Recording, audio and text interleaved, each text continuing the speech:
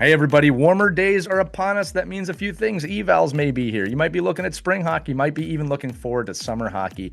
You know, when it gets to the off season, I always like to present you with alternative options to just being on the ice all the time because you deserve a break too. And what we do in my house for my son, who's a goalie, and my daughter, who's a skater, is use NHL Sense Arena, our title sponsor, as many of you know. And they just launched a new goalie mindset training with Pete Fry, which is all about building composure, focus, and emotional control that goalies need in big moments. And then for the skaters, they've really updated Dangle Pro with full ice scanning. So now you're not just standing still stick handling in isolation. You're handling the puck while scanning, making reads, and training your awareness like you would in a real game. And again, this uses mixed reality. So you're actually stick handling with your real stick and a puck. You can see it around virtual objects. It's super fun and it's super nuts. We shared some videos with that. I wish I had that as a kid. Check these deals out. They're offering 50% off an annual plan compared to paying monthly. Plus, you get a free hockey training ball, a free green biscuit, and free shipping on that. Or if you go all in with a 2-year subscription, you can get a new MetaQuest 3S headset for $100. That's $900 in savings. I have never seen them offer the headset for that price. So if that's what's been holding you up, this is the time to get it because it all is going to add up. All right. Head to nhl.sensearena.com/OKPH and use the promo code OKPH to save an additional $25 on top of the offers I've already mentioned. We have always loved NHL Sense Arena's belief in us and what we do as a show, and we always appreciate your belief in us as well. This is a great deal. Go check it out. And as always, enjoy this episode of Our Kids Play Hockey.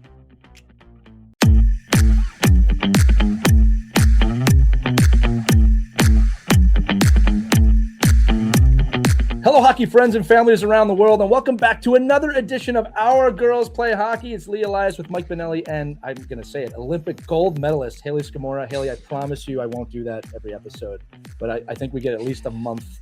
Please do. Please do. Yeah, thank you. Thank you. Well, you heard it right there. Today's guest is someone helping shape the game at the highest levels, from the front office to the broadcast booth.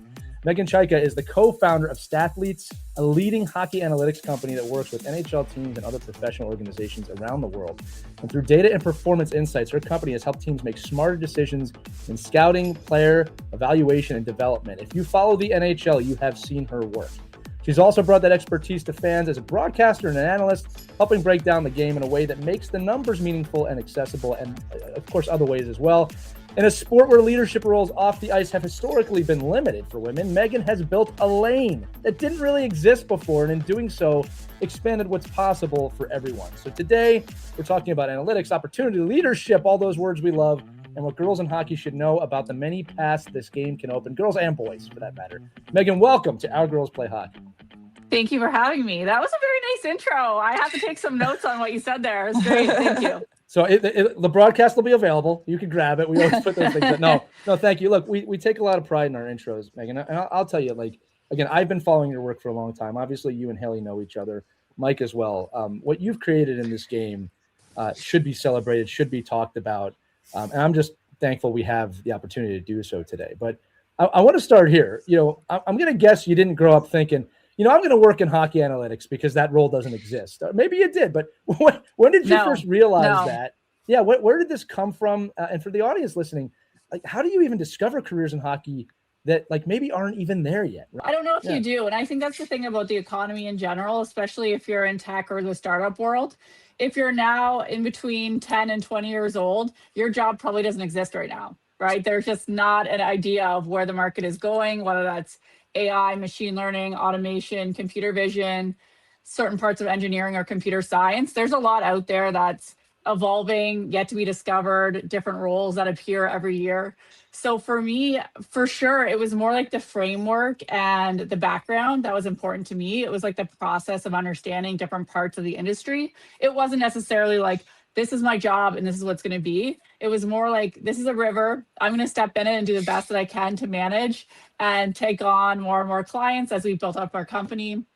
We officially incorporated in 2010, but we started sort of working, dabbling in hockey, probably 2007, 2008. So it's been a long time, back before when data wasn't cool at all. The Moneyball movie wasn't out. People just didn't really want to hear about feedback from a computer, like X's and O's, and that weren't coach or system based.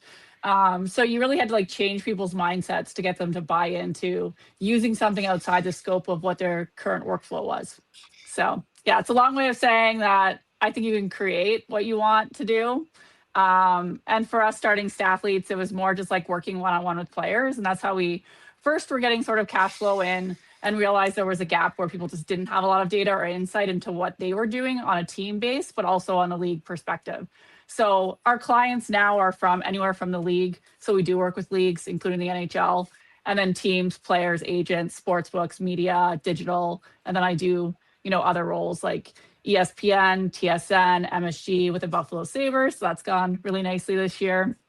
And then I'm a data scientist in residence at a university, and I sit on a lot of boards as well. If anybody knows about Buffalo, it's Haley, right?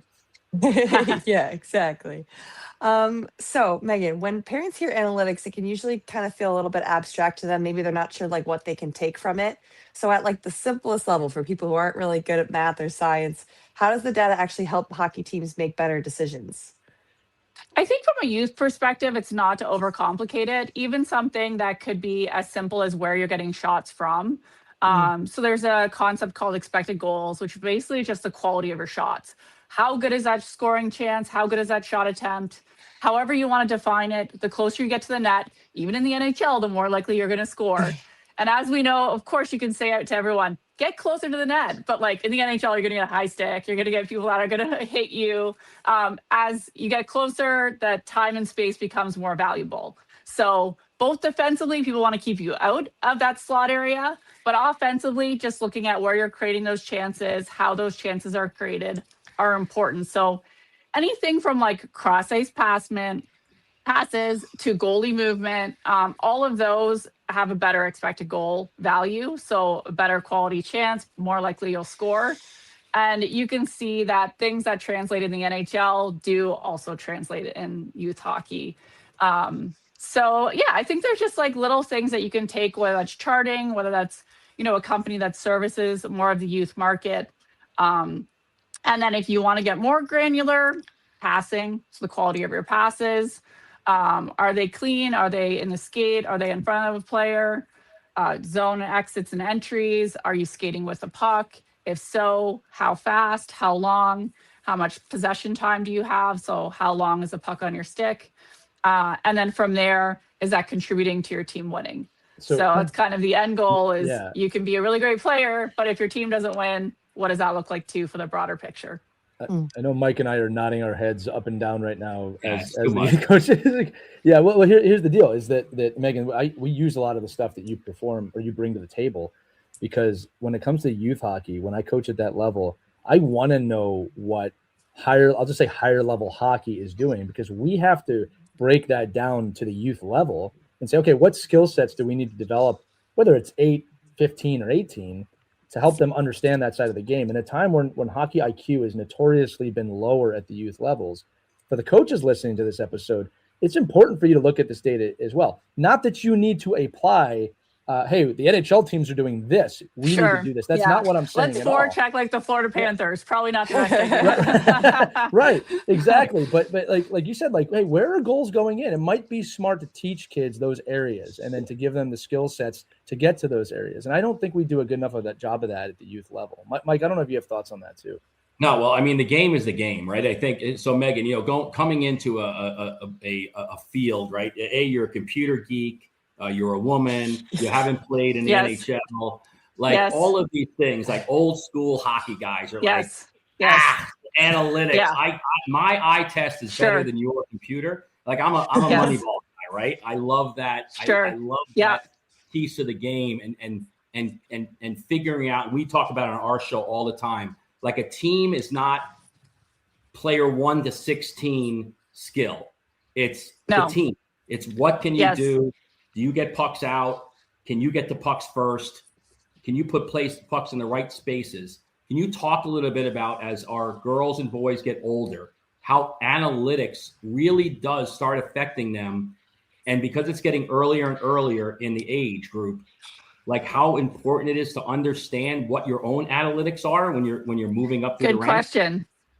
Yeah, I think there's always a dynamic of you get an agent involved too at a certain level. And we're seeing that younger and younger. So we do work with some agents through their, draft eligible players as well. So I think you do have to take some ownership and understand like your player development journey. Take control of skill development as well. For us, even something as simple, and when you talk about the eye test, you know if a player is fast or not, but historically you've never really known how fast.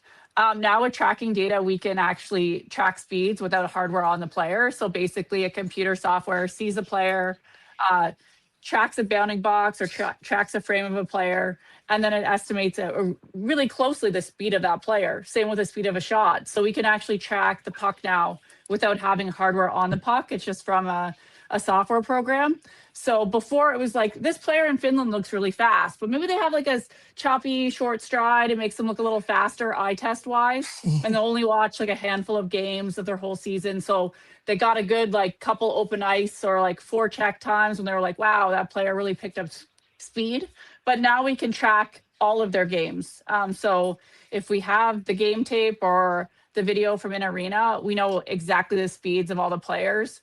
We know exactly the speeds of all their shots within a certain realm of, having some error from one way or another, a little bit faster, a little bit slower. But in general, the technology is really good now. So you don't really hide from analytics anymore. There's not like, you can't take off shifts. You can't, you can't just say, oh, the scout's in the crowd. I know he's going to leave in the 3rd period. So I'm going to have a good first 2 periods. The computer is sticking around, for everything. So the nice thing is, we track in between 6,000 to 10,000 games a year. So we can have full seasons of all of these players. And then we have benchmarks too. So we know Connor McDavid at the Erie Otters, what he looked like, how he skated, the quality of his shots, the quality of his passes, how fast he was skating. Not to scare anybody off, because it's not all about analytics, right? I think to your point, like sure. you have to know, like you can look at all that information, but then it really does become a coach and a scout and a GM to say, yeah, I know what I'm seeing, but this person eats pucks. They get to pucks quicker than anybody else. They're on the ice for less goals against than somebody else. Like these are all things you can compile from analytics. Sure. Yeah. Well, that's analytics too. The player. Yeah. Like analytics isn't going to say, hey, that guy played with like a broken arm for 3 months. So I think there's still the component of the coach, but I think to your point, like this is not a time for players when become a teenager to take days off. Like it really does become, you are a product of all of your data, whether we like it or not. This is where we're at. And then maybe don't want to play 3 months with a broken arm unless it's like the Stanley Cup Finals. Just saying, Don't do it. Your your rating might go down. But I think to your point though about if I'm a scout and I'm looking and I want to look and take the 300 players that are out in my database and whittle them down to the 25 right wingers I need to look at, I can now say these are the attributes I want in a player. And I can get to that quicker. So it's just streamlining that process. Yeah. Or even I like the red flags. A lot of times it's how a player won't get to the next level. So maybe they can't make passes under pressure, or they won't see certain passing lanes, or they can't make a dangerous pass. They're making really simple plays. And then that won't translate to, the AHL or CHL or onwards to the NHL, the ultimate goal in the men's side, or the PWHL for that matter. There's only a certain amount of roster spots. There's women that play overseas that are all competing for, now this premium league. And you have to figure out how to like get that pipeline strong, but then also be able to direct people in certain ways of like how to get better to the next level. So I do think that, analytics is definitely like that tool where you could say, hey, this person, on speed burst isn't really accelerating fast enough, or they're not creating quality shot attempts. They're too slow. They can't do one-timers. There's like, watch what they're doing. Is that right or wrong? Did we get the scouting report incorrect, or is that very accurate? I think there's so many ways that you can attack it through data that it's not necessarily like one way is the right way. I think it's just getting to like a better answer for your team. So I got a quick one for you here, Megan. I was laughing when you were talking about stats or analytics, because I literally the other day saw Matt Kachuk doing an interview talking about like, I really need to work on my skating. I'm pretty slow. And the interviewer was like, come on, you're the Stanley Cup champion. And I swear to you, within 24 hours, I saw the stat of, no, Matt Kachuk is one of the slowest skaters in this league. He's the only player to knock it over 20 miles per hour this season. And I was like, that's amazing that we were able to access that information right away. So, Sure. it's funny. Was someone talking? Sorry. I was going to say that. I said you're right. Yep. Yeah. You would know, right? I was saying too that it was funny when you talked. I was watching Haley lean in because there's two sides to this too, right? Haley, in the sense of obviously it's great for coaches. We're talking about this as a player. It's invaluable. It's just completely invaluable information. Haley, I'm kind of asking you about that as a player, right? Because it's you want to know everything. Yeah, I love hearing the, advanced analytics for sure. And it's something, the coaches will go over with you sometimes. And I'm like, how is there so much data? How is there so much things you can think about in your game? And I think it's really interesting. And I think it could also show the value of players that might not show up on a stat sheet that we talk about a lot. And, I find it really fascinating to hear all the different things. Like when you were talking about passes under pressure, are they making those passes? Are they making the safe play more often? Are they not trying to, get out of their comfort zone? And so kind of a question I had was what data do you look at in terms of to see whether a person's hockey IQ is high enough to make it to the next level? Oh, geez. Yeah, that's a good question. Because I do think it's a blend of a lot of what type of player you are, as you're saying. I mean, not a lot of people can complete passes, especially with contact, like a Matthew Tkachuk. For a while there, especially in Calgary, he was doing a lot of passes from behind the net. Really creative, really smart, but just because he wasn't scared behind there either of any sort of physicality. Mitch Marner's like that as well. He sees these passing lanes that some players do, but most don't. And then he also has a skill set to be able to complete those passes. So we can see things like that surface in the data year over year with consistency. And I think that level of creativity is part coaching, part player. So you see players get in systems where they're a little bit more rigid, maybe. Maybe one like at Carolina, they shoot a lot from the point, a lot of defenseman shots. So you get different players cycle in and out of that type of system, and they seem not to fit sometimes. You see them kind of leave. Whereas you see a Montreal Canadiens, Martin St. Louis, he really lets them do a free flowing creative game, seems to give them a lot more room for error, but still requires them to work really hard. So defensively, they still have some structure. So you kind of have to have both the personnel and then the coaching and then that communication to make that work. And then the data and analytics that goes to support, who can be creative and how is the other piece of the puzzle that then the GM tries to move in and out players that either fit or don't fit within that system. Yeah, so I have a two-parter here, and I'm gonna hijack Meghan's interview a little bit for Haley. But Haley, how are you using Meghan's data to scout opponents? When you as a player, when you have that data in front of you, how does that help you as a player? And Meghan, can all players at the lowest levels, let's just talk about 16, 17-year-old boys and girls, can they access minimum amounts of data to scout other players and other teams? Probably you, Haley, first. I think for myself personally, I use it with the coaches to see how I'm playing, how I can upgrade opportunities, how I can maybe create more offensive chances for our team, maybe how I can stop things defensively.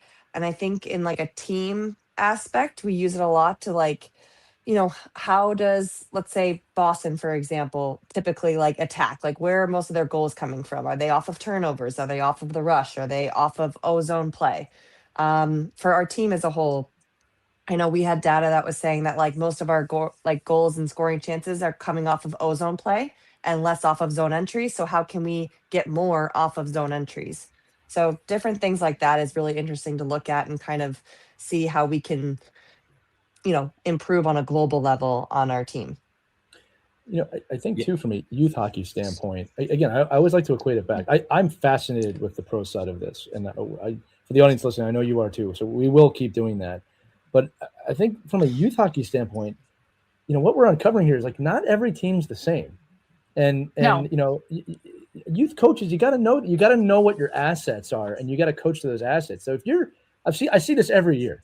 You got a coach going, we got to play a 2-1-2, which is dated to begin with, but that doesn't matter. We got to play it. Well, you don't have the players for that system, and you're putting your kids at a disadvantage for that system.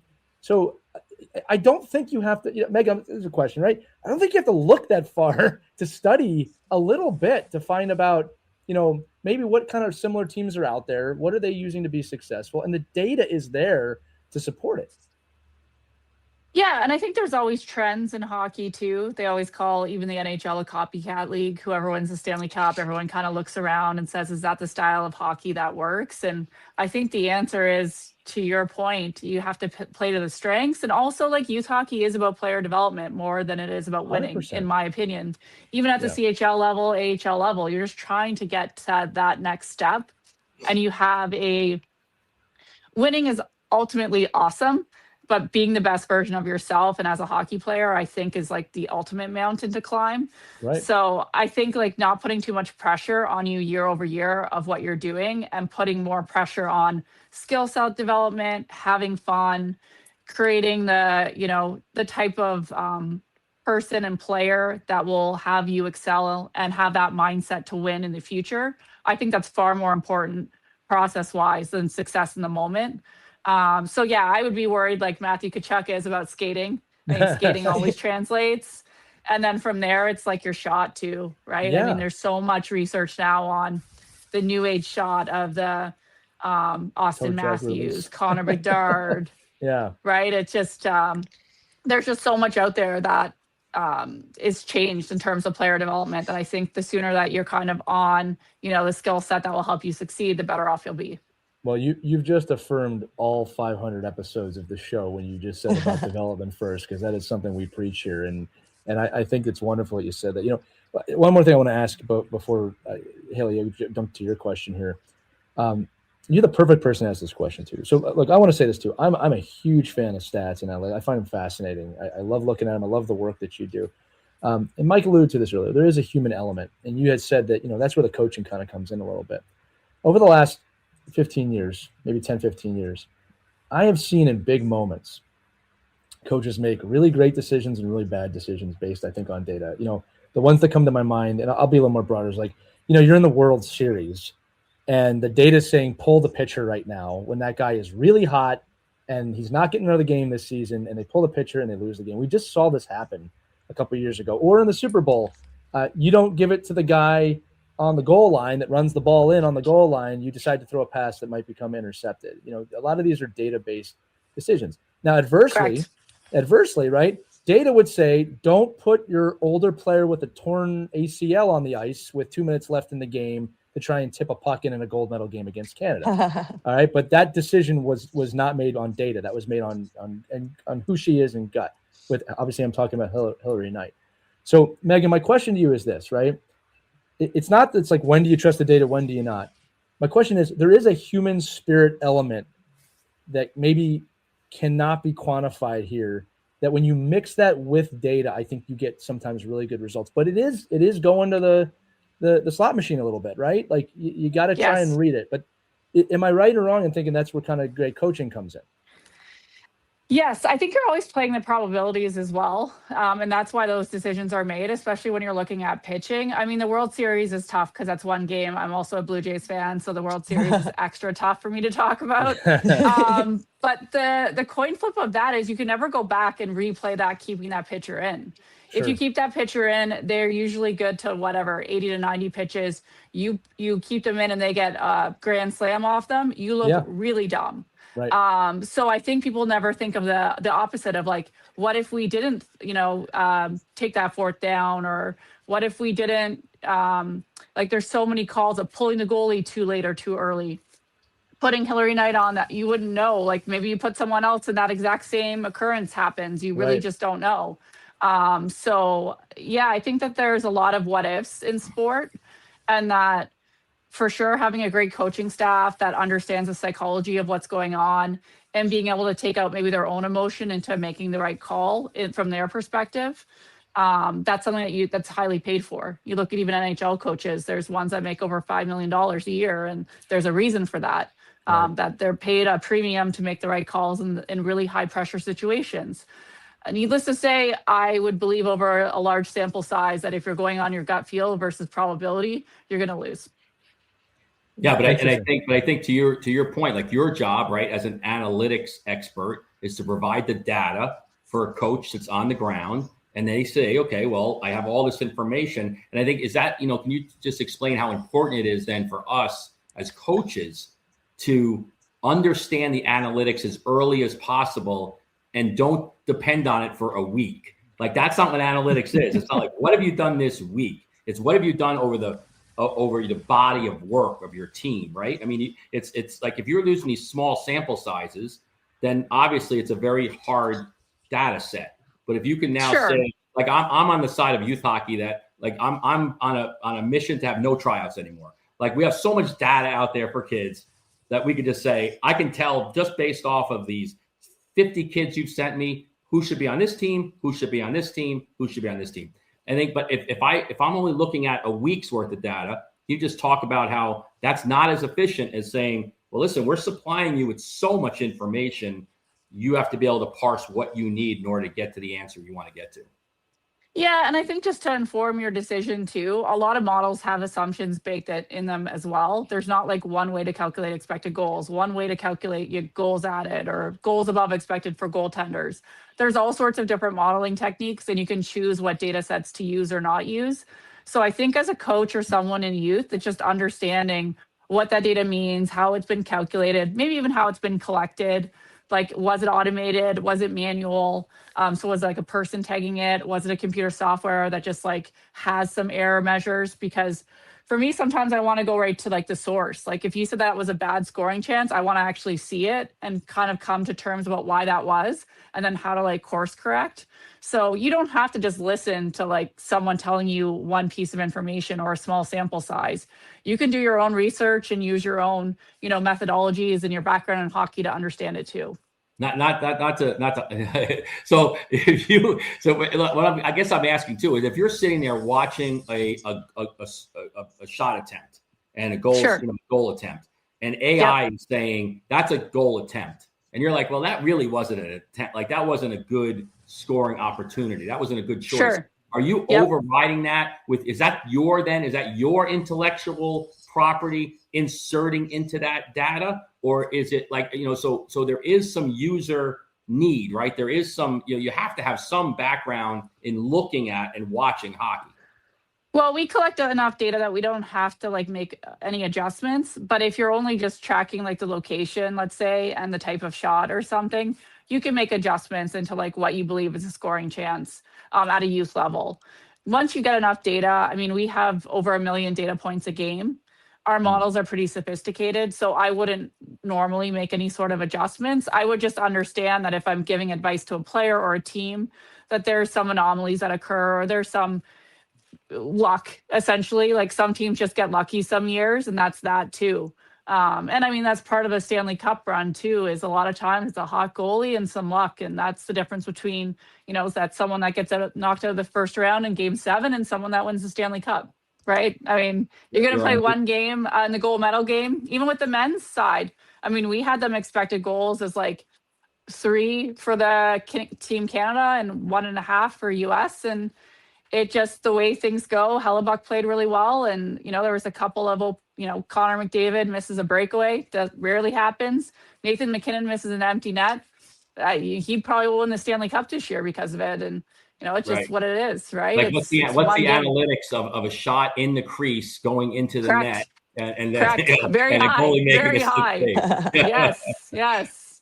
And I mean, Hellebuck doesn't make that in Winnipeg in the playoffs. I can tell you that. Not to throw shade, but there's stuff that just happens. Apparently, Nike played the odds on that game as well by not making enough USA jerseys to sell. So we found that out. So go ahead, Haley. Yeah. Oh, all good. Megan, I kind of want to shift to like you personally, and just, you being in this space that's like overwhelmingly male, obviously. I kind of want to hear about the challenges you maybe faced early on and what advice you might have for young women who want to step into roles in hockey, whether it's analytics or coaching or media. That's a good question. I mean, I think I still face challenges in terms of what people perceive me as, or the limitations that some people put on others. And it could be a wide variety of reasons too, even like age. Typically there's older executives in hockey, and background too. A lot of people have played in the NHL, come from a really strong hockey background playing, not necessarily like working as executives. So I think there's an idea of like what the mold should just be, and that people have either earned it or like should be in a position.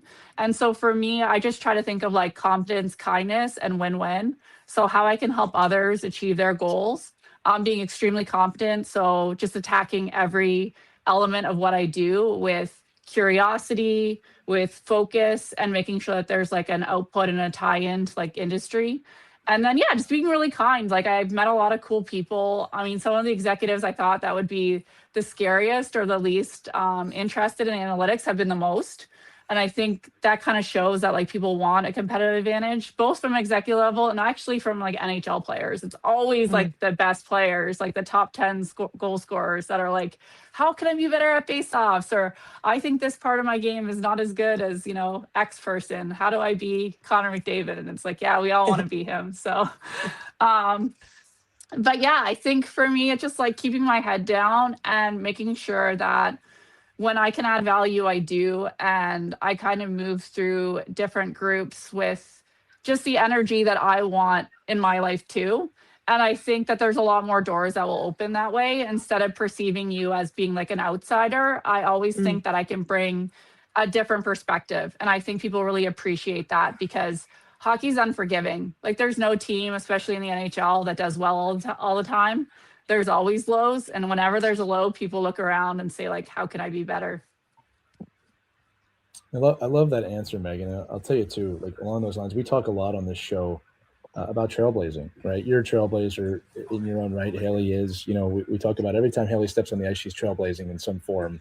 And I do love to say that, like, we tease her, but this is so true. Like in just a quarter, she's played in the most watched game, the most attended game, and she's going to be on the first televised game nationally in history. Like you're That's always awesome. trailblazing. Yeah, it's amazing time. And we talk about the power of, again, for the kids, specifically young girls for this show, but everyone, right? That until you see it, it doesn't exist, right? Like it may Yeah. not exist in your mind. I think there's a lot of young hockey people out there that see what you're doing and go, now, hey, I can do that, right? So I'm interested in your thoughts to them about if they want to step into a leadership role, they want to step into a role like yours. What can they do now as a young person to kind of explore that and dive in? Because you said it earlier in the show, like the job might not even exist yet, right? So if I'm a kid at home, like, well, how am I training for a job that doesn't exist? And I would love your thoughts on that. I think if you want to go into anything in like sports tech analytics, definitely lean into the technical side. So if you do like math, stats, physics, anything computer science, coding, all of that AI elements, I don't see that market slowing down, right? I think that there's more and more need for very sophisticated technical skills. So if you are on that side at all, or that appeals to you going into college or even in high school now, I know that there's a lot of like coding, robotics, all sorts of courses. So certainly, challenge yourself. I was always like the best in my class in school, grade wise. So I think just like get really good marks, do more than you need to. I always like audited courses. I did a lot of like startup courses. It was kind of the genesis of like the Shark Tank years when I was in university. So I did a lot of pitches. I tried to start like a baby bottle company at one point. And I think just like pushing yourself out of your comfort zone too, being well rounded.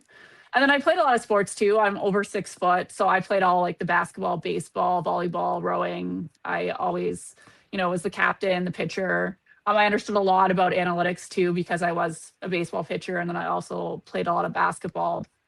So I think for me, I wish I could go back and tell myself to enjoy myself more in sports. Like it was always for me, like I got to win, I got to be the best, I got to score 30 points, I got to strike everyone out. And I think I learned a lot about leadership, but I definitely missed out on joy looking backwards. And when I was growing up too, there was kind of not that, like, I'm Canadian as well. So like we don't really have that flesh out of a college route for women athletes at that point. So I just saw it as a bit of a means to like get to the next level. And I thought I would be in finance, or I have an economics background too, economic stats. So yeah, it was just very open to like what that career path looked like. I definitely have more of a growth mindset. I'm not really a fixed person. So I think if you could untether yourself to a certain result, like I wanted to go to med school, but I was okay with like not going. And I just like did the best next thing in terms of like what was my next step. And that's what led me to now, have 200 employees and run, a data company from sort of the ground up and build the process to be able to, work at the highest level. But certainly it's a building block. Like you don't need to just say like, I have to get there in 5 years or 10 years. There's, incremental gains when I think you put that focus into academics and then sort of the technical skills. Well, I'll say this too, Megan. You're not afraid to try. And I think that for young kids, that's an important thing too. Like this was not your first idea, right? This is the one you're known for now, but you said it. You had a baby bottle try there. You think about med school. Like I love that you bring that up because I think sometimes with kids especially, they get a tunnel vision on, well, this is what I have to or be. Their this parents is my do. identity. Right. Well, I was going to go there, right? Yeah. People try and do that. And it's like, the truth is this for the kids listening, parents listening, right? Like you have to explore these things. That's the only way you're going to find your way to where you're probably, going to be. Right. And we talk about with my businesses too. Like, look, this is not my first podcast, right? Like the business I own now is not my first business. Like I had to explore. So I love that you brought that up because it's whether we're talking about hockey and positioning or what you're going to do when you grow up, you got to try things. Yes. And failure is a big part of the journey. Like even now, people always ask me on panels, when was the last time you failed? And I always say today, some point today. Yeah. I sent out an email. I asked for something. I pushed a little too hard. That's okay. Like it's okay to be like comfortable with failing too and trying better. I try not to think of it as like a win or a loss. Right. I try to think of it as a win or a lesson. Yeah. And it just helps my mindset. Yeah. Well, and you're living, right? That's we're all trying to find our way through that. The next question I have for you, this is like one that the audience is going to kill me if I don't ask too, right? When you look at the most successful players, and I'm going to say consistently here, so I'm not necessarily just talking about like a Connor McDavid here. I'm even though he's very consistent. What are the consistent things that you see across the board in those players? Like what are, if you're going to ask it as a youth question, okay, what are the 5 things that you see at the pro level that are consistent that maybe we could start thinking about as youth athletes now that could help us out down the line? So I would go back to like the markers of what I see in analytics. So expected goals, the quality of shots, which means the quality of your own shot. So improving that. Your vision, so your ability to see passing lanes, make difficult passes, move the puck, your skating. That's pretty self-evident, right? The better skater you can be, the better you can puck transport, the better you can have higher possession time. Deceptiveness, so areas of your game that aren't necessarily obvious, and making it non-obvious when you're going to shoot, when you're going to pass, how to find space and time from that perspective as well. I would put that as a 5. And that kind of goes with like getting to the slot, being able to like deal with the physicality, because as you move up, it obviously gets more and more physical. And so you don't need to be like big and strong necessarily, but you need to be able to like manage that. So going at a defenseman with your stick on the ice in front of you, not looking left or right, just going right at that D is not one of the 5. I just wanted to make sure that our audience knows that.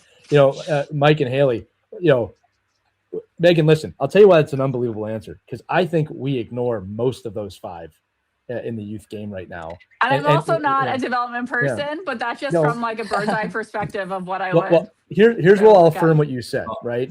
Again, you can break those 5 things down into developmental skill sets. And I'm telling you that we do not work enough on those skill sets, right? Like I can give you a good example. I always like this for the answer. I do a drill.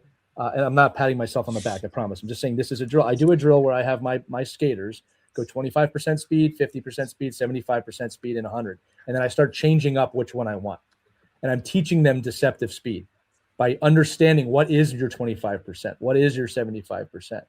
And then we see it applied in the game, right? Most players, for those of you listening, if you asked your kid what's 70% of your fastest speed and you put them on the ice, they won't be able to do it. They kind of know 100 or nothing.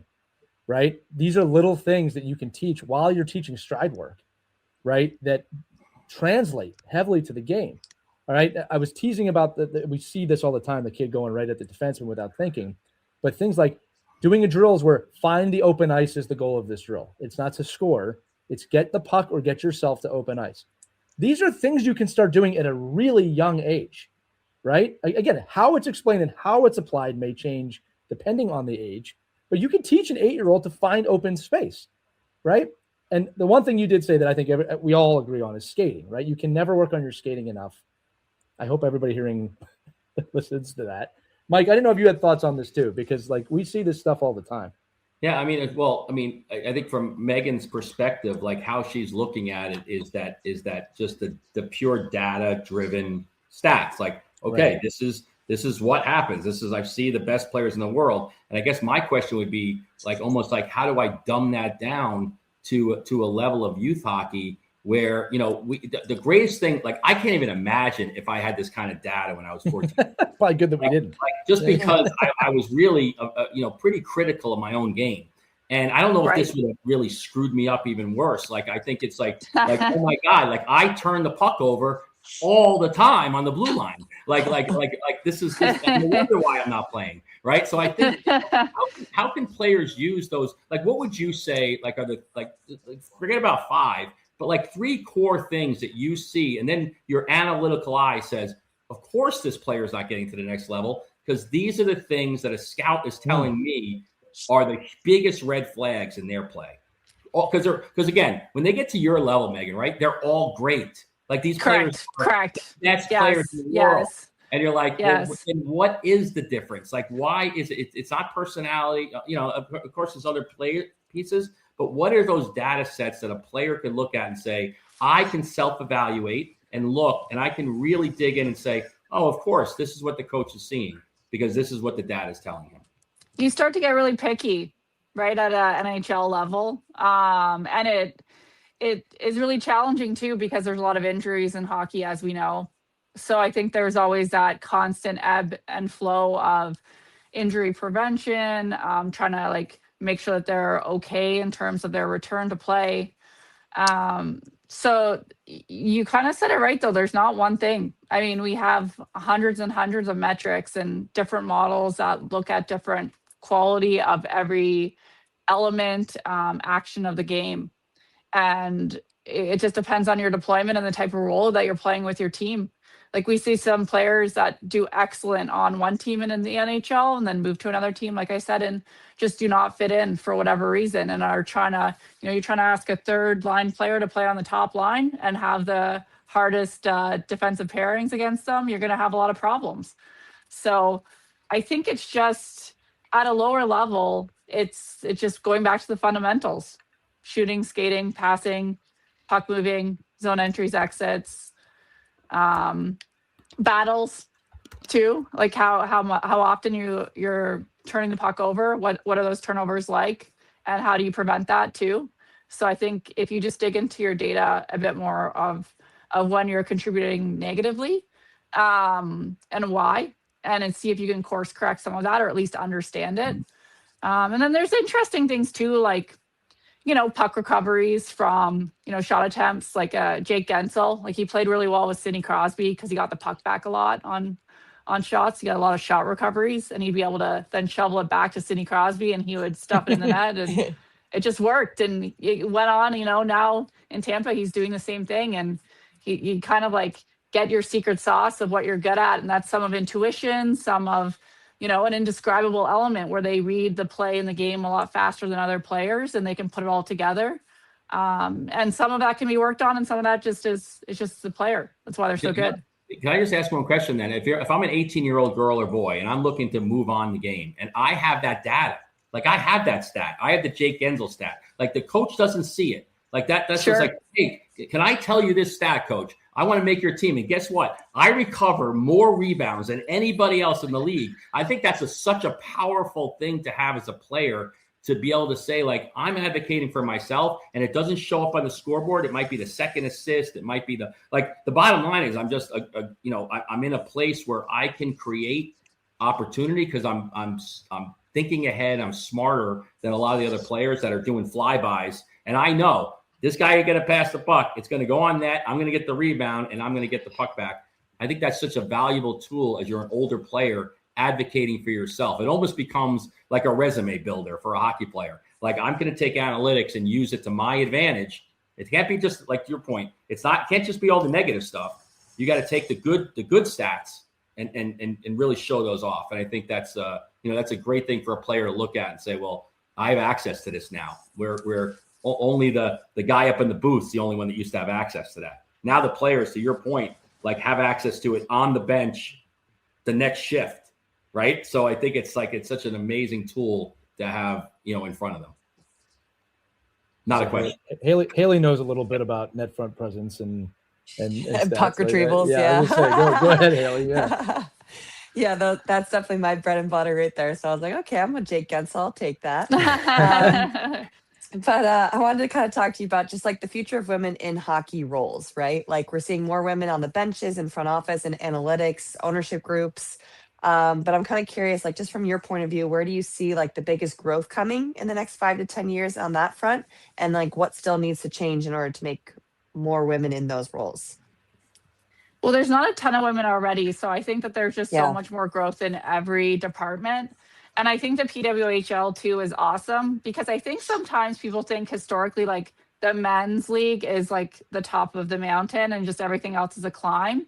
But I think that you could do it both ways, right? You could work in the NHL, go to the PWHL, you go to the PWHL, go to the NHL. So I think it just elevates everyone to have other leagues and this elite level athletes, both men and women. So the potential, I think, in both sides, and we see like a lot of men coaching women. I see the same thing with like women can coach men. That's no problem. It's a skill set. It's a relationship. It's the same elements of the game that you're dealing with. And I don't think that it should be just capped either way. Because I get a lot of times too, like, why don't you just work in women's hockey? And I have to like explain to people, well, even like 15 years ago when we started, there wasn't really a market for women's hockey. So that wasn't my journey. And that's not to say I can't work in women's hockey or I don't work in women's hockey at all. Because every year I always try to do projects for the last 10 years in women's hockey. But I think there's an element where it just gives more people into pipeline, necessary skills to like then keep moving up. And I think we'll see like an explosion of people moving over to management, people moving on the bench. Already there's more AHL coaches too that are women. So I think we're already seeing it, but I think it's just a natural progression to get more people into the sport. It's hard to break that data when there's no data. It freaks me out when I hear things like, why don't you just go do if anyone can teach you anything, you will want to learn from that person, boy, girl, anything in between. Absolutely. That's something that everyone needs to adopt. If someone has an answer to your problem and listen, you should listen. Agreed. Meghan, listen, you've been real gracious with your time today. I'm going to say something. I'm going to do the over under on something for our audience. And I want to say it to you, because I meant it when I said I've been following you for years. I might be getting ahead of myself here. That Hall of Fame has a builders category, and I believe you will be in it one day for all the work that you have done. Oh, that's so nice. I appreciate it. You have really changed how we look at the game. You have been a trailblazer in every definition of that word. And again, I'm sure the audience is familiar with Moneyball. I mean, you are doing that, and I don't mean following it. You are doing it for hockey. You have changed how we talk about this game, and we just have the most respect for you and everything you've accomplished. So thank you for what you're doing for this game. Yeah, thank you for having me. Okay, so for those of you listening, Meghan is going to join us on a ride to the rink with the kids. So make sure you listen to that because we're going to probably talk about how often your kids look at stats and why that might be a mistake from the person who knows all about it. So for Meghan Chayka and Haley Scamora, Mike Benelli, I'm Lee Elias. Remember, if you have any questions for us, you can email us at team@ourkidsplayhockey.com or use the link accompanying this show in the description. Let us know your name, where you're from. We love hearing from you, especially if you have stat questions. Maybe we can lure Meghan on for another episode of Q&A like we do with Haley all the time. But that's going to do it, my friends. Thanks for listening to this edition of Our Girls Play Hockey. We'll see you next time. We hope you enjoyed this edition of Our Kids Play Hockey. Make sure to like and subscribe right now if you found value wherever you're listening, whether it's a podcast network, a social media network, or our website, ourkidsplayhockey.com. Also, make sure to check out our children's book, When Hockey Stops, at whenhockeystops.com. It's a book that helps children deal with adversity in the game and in life. We're very proud of it. But thanks so much for listening to this edition of Our Kids Play Hockey, and we'll see you on the next episode.